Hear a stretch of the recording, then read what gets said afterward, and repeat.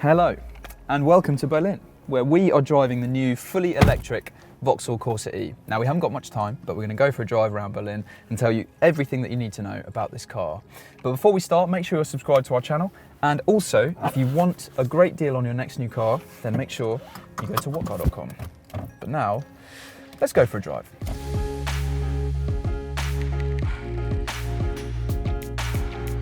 So a fully electric Corsa, that's an important car, not only for Vauxhall, but an important car for electric cars as well, because we know all about the normal Corsa. It's been around for donkey's years, hasn't it? And it's always been one of the best-selling cars in the UK.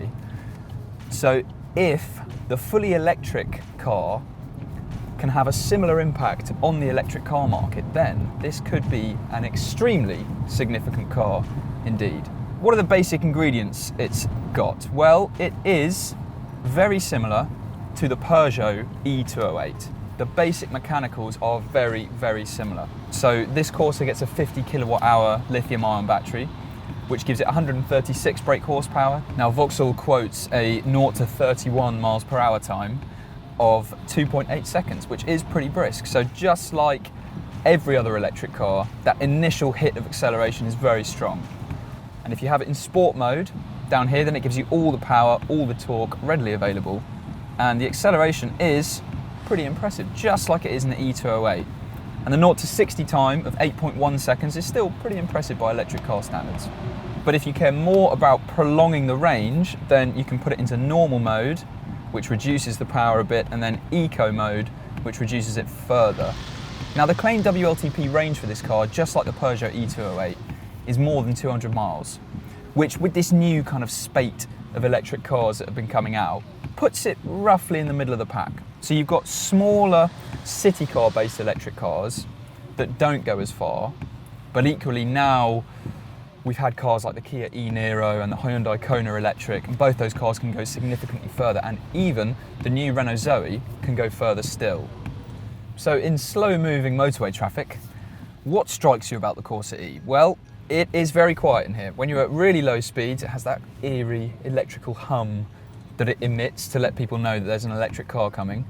But even when you're up at quicker speeds, it's very impressively quiet. And also the ride, we are on very smooth motorway roads, but it feels quite settled. It doesn't feel jittery at all, and everything feels quite well controlled. This does have a different suspension setup to the standard Corsa, and the steering's different as too, because that 50 kilowatt hour lithium ion battery, it weighs 355 kilograms, which is quite a considerable amount of extra weight to just put on a car. So to try and counteract that, they have changed the suspension. So it does feel slightly firmer, but still quite controlled compared to the standard Corsa. And also there are other subtle differences between this and the petrol and the diesel version. So the track at the front and the rear is wider than it is on the petrol and diesel versions. So the wheels are actually further apart from each other. And similarly, the wheelbase, so the distance between the front and the rear wheels, is actually 7mm longer, but you won't notice that on the interior. It's more that the rear axle has been moved further back to cope with this new battery pack getting fitted into the car. Now that heavy battery pack is laid out in an H pattern in the Corsa-e, so there's a bit going on at the front seats, there's a bit going on at the rear seats, and there's a little bit in the centre console that connects them as well. Cleverly, just like in the Peugeot 208 and the E208, there's no compromise on interior space if you go for the electric version of the car. Although you can't option a spare wheel, and there isn't any underfloor storage space because there's some mechanical stuff that takes up the room where the spare wheel could go. So if you want to charge that lithium ion battery, then from a 3-pin plug, it's going to take more than a day. So Vauxhall doesn't actually include that cable as standard. You need to buy an accessory with a few different cable ends to it to be able to have that. But what you do get as standard is a 7 kilowatt wall box, which gets installed at your house. And then obviously you get the cable that makes it compatible with that. And to get a 0 to 100% charge from there takes around about 7.5 hours, which again is pretty comparable with the Peugeot E208 because they're identical systems, and other electric cars with similar batteries as well. And the Corsa-e as standard can charge up to speeds of 100 kilowatts, which is very good, although obviously there aren't that many charging stations in the UK that offer such a quick charge. Now we've just been on the motorway and it's comfortable, quiet, speed's fine, and around town, again, at slightly slower speeds, the acceleration is much more impressive when you're going at these lower speeds than it is on the motorway. It keeps up on the motorway fine, but obviously you get more of a hit at those lower speeds. And it's really quick around town. This is certainly a lot quicker than smaller electric cars like Seat Mii Electric and the Skoda Citigo EiV as well. And the steering as well, it's been changed from the standard Corsa and actually feels okay. You know, it's as precise and accurate as you need it to be. It doesn't have a great deal of feel in it, of course, but it also doesn't feel stupidly light. So it doesn't feel like you have no idea what's going on the front wheels. It's still okay. It's maybe not quite as good as the Peugeot E208, but it's certainly not a kind of huge flaw and a weakness in the car. Actually, where the petrol and diesel Corsas are a bit disappointing, particularly compared to the 208 that they're based on, the Corsa-e does actually seem to be more impressive in its own right. And this could be the pick of the Corsa lineup. Now, the ride around town isn't perfect. It does feel a bit on the firm side, and it doesn't have that sort of unbelievably surprising cushioned ride quality that you get on smaller electric cars like the Seat Mii Electric and the Skoda Citigo EiV.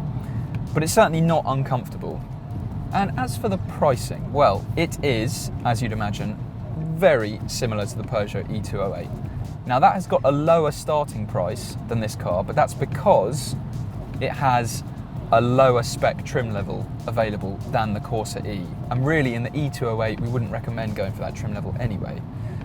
So spec for spec, there's hardly anything to split these two cars. They are both more expensive than the Mii Electric and the Citigo, and also the E-Up that's just on its way as well. But most versions, the ones that we'd recommend, are cheaper than the Mini Electric and also the Honda E. And this car will go further than both of them.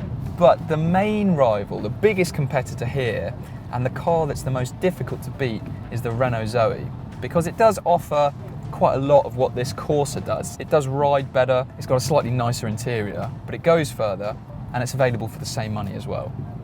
And what about this interior? So in the Peugeot E208, that's all kind of sleek, futuristic, nice looking, and good build quality to back it up.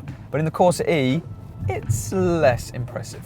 Perhaps the best thing about the Corsa's interior is that you still have physical dials for the air conditioning down here. In the Peugeot and in loads of other new cars, it's all lost within the infotainment system, so you've got to press about a million different buttons to just make it colder or hotter. But here, nice and simple. But apart from that, it just doesn't look particularly inspiring. The material quality is actually quite decent. These gloss plastics, they don't look cheap and nasty. They look pretty good. This kind of plastic around here, not quite so convincing. And actually for the driver display, the screen, it looks as though it's just not big enough for the space it's been given. So you've got these kind of ugly plastic things on the side of it, which aren't particularly great. The screen itself though, everything's nice and big and clear. The graphics look a little bit old. The infotainment system is not the greatest example in the class, but it's got all the features you'd want, mainly Apple CarPlay and Android Auto, so you don't have to worry about using the manufacturer's interface, which is good. So the Corsa-e, just like the Peugeot E208, is a bit too expensive and doesn't quite go far enough on a charge to be a massively game-changing electric car, but there are still plenty of things to like about it. Because compared to those smaller electric car rivals, it can go further. And compared to rivals like the Mini Electric and the Honda E, this is significantly better value because it's got better ranges. Now you can watch our Peugeot 208 and E208 video by clicking on the link that's appeared on the screen right now. And you can also see our review of the petrol Vauxhall Corsa 2 by clicking on that link that's just appeared. And if you want even more information on the Corsa-e, then you can go to vauxhall.com, where you can also find a great deal on your next new car. If you've enjoyed this video, then it'd be great if you gave it a like. If you've got any opinions or thoughts or questions, then make sure you leave a comment below. And it would be great if you subscribe to our channel, because we have loads of new car reviews for petrols, electrics, hybrids, plug-in hybrids, even diesels, going live on our channel every week.